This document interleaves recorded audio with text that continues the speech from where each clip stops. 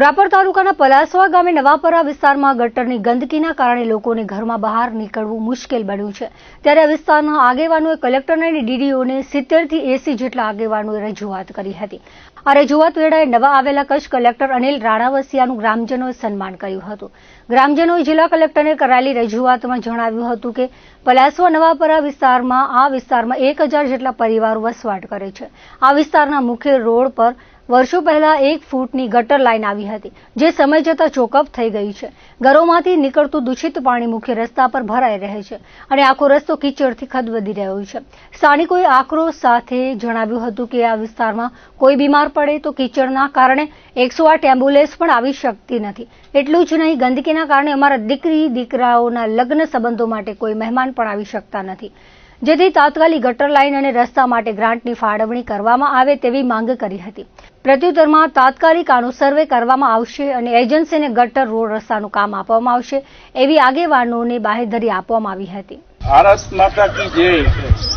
21મી સદીની અંદર જે પલાસવા ગામની વિકાસની દ્રષ્ટિએ જે વિચલિત રાખેલ છે સતીશભાઈ, આપણું ગામ એ વર્ષોથી એક તરફે હાલ્યાવાળું ગામ છે ને ભાજપનું ગામ છે, ભાજપનો ગઢ પણ ગણાય। હજી સુધી જે તે સમય અલગ હતો, તે સમય અલગ વાત છે, પણ આ 20 ને 25 વર્ષથી સખત ભાજપને મતદાન આપીને જે આવી હાલત થઈ છે, જ્યાં કને બાઇક પણ નથી ચાલી શકતું, એમ્બ્યુલન્સ નહીં, કોઈ બી પ્રાઇવેટ કે કોઈ મોટી ગાડી નહીં, ટ્રેક્ટર નહીં।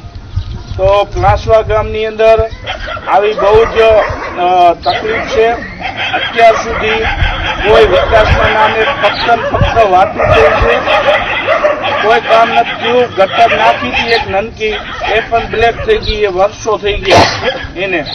તો મારી ડીડીઓ સાહેબને, કલેક્ટર સાહેબને નમ્ર વિનંતી છે કે અમારી માંગ અત્યારે એવી છે કે મોટી ગટર આવે ને પાણી સામે નિકાલ થાય, તો આ નવાપરાનો પ્રશ્ન સોલ્વ થાય ને પબ્લિક સુખી થાય। નકે તો આમાં ગંદકી, બીમારી ને એમાં જ લોકોના પૈસા જાય છે, પાછા મજૂરી વાળા બધા વર્ગ છે। એટલે સાહેબશ્રીને મારી વિનંતી છે કે આજે અમે આવેદનપત્ર આપવા રાપર આવી છીએ રહ્યા, તો અમારું વહેલી તકે માંગ સ્વીકારે ને સારું કામ થાય। અને ભચાઉ કલેક્ટર શ્રીને પણ અમે આવેદનપત્ર આપવાના છીએ। તો સાહેબશ્રીને અમારું નમ્ર વિનંતી છે કે અમે આવી હાલતમાં, આવી પરિસ્થિતિમાં લોકો જીવી રહ્યા, તમે જોઈ શકો છો। બતાવ ચારુ કર બધા ખ્યાલ આવે। જય ભારત સાથે જણાવવાનું કે પલાસવા નવાપરાનો વિસ્તાર છે। આ વિસ્તારમાં ટોટલ 1000 ઘર છે, 1200 ઘર છે। ભરવાડ સમાજ, મેઘવાડ સમાજ અને કોળી સમાજ અને વાલ્મીકી સમાજ, આ 4 સમાજ નવાપરા વિસ્તારમાં રહે છે અત્યારે હાલમાં। ટોટલ આ ગટર લાઈન 1 કિલોમીટર, આ જે રસ્તો છે ને 1 કિલોમીટરની એરિયામાં આવો ને આવો કીચડ, નવાપરામાં પૂરેપૂરો કીચડ, કાદવ અને કીચડ ફૂલ છે અને કાચો રસ્તો છે। સરકારી એમ્બ્યુલન્સ 108 કદાચ બોલાવી હોય અને કોઈ બેનને ડિલિવરી પ્રસંગ હોય તો પણ અહીંયા ગાડી પણ પહોંચી શકે એમ નથી।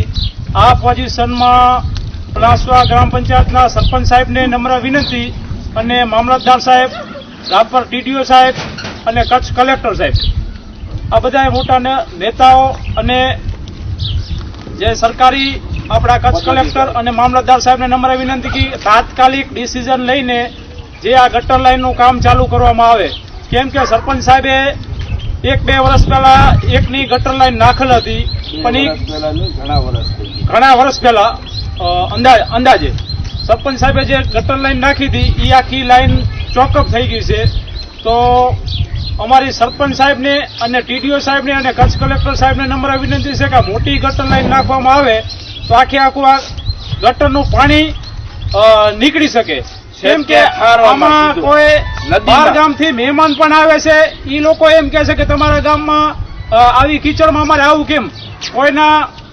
કોઈ માણસ, નાના માણસોને સગાઈ કરવી હોય પણ છોકરાની સગાઈ થતી નથી। આ એવી પોઝિશન છે નવાપરા વિસ્તારની।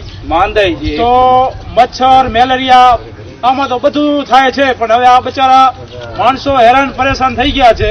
તો મારી ધારાસભ્ય સાહેબ શ્રીને, વિરેન્દ્રસિંહ સાહેબ જાડેજા સાહેબને અને કચ્છ જિલ્લાના વિનોદભાઈ ચાવડા સાહેબ સંસદ અને કચ્છ જિલ્લાના